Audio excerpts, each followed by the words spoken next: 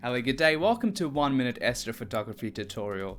Today I'll show you how to plan your astrophotography shots.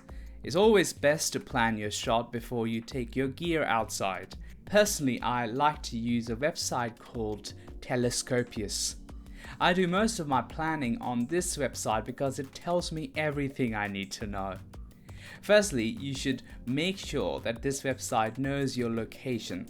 So go under Observatory Settings and find location for this device. Once you've done this, this will show you your weather, sunrise and sunset times, moon phase, as well as the status of seeing conditions. Another cool feature about this website is that it tells you about the prominent targets that are in your sky at this time.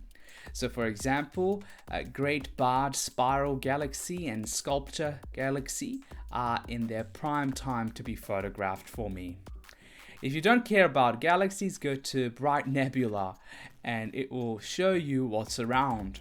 You can find more objects by clicking magnitude and it will show you all bright deep sky objects along with their rise times. Let's say you are interested in capturing the Orion Nebula tonight and you're not sure about framing. Go to the search bar and write the Orion Nebula and click it.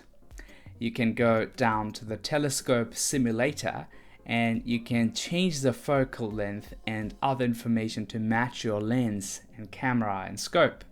Now this will show you the right focal length and how that object should look from your camera. Well, there you have it. You can frame away. If you found this video to be helpful, please subscribe.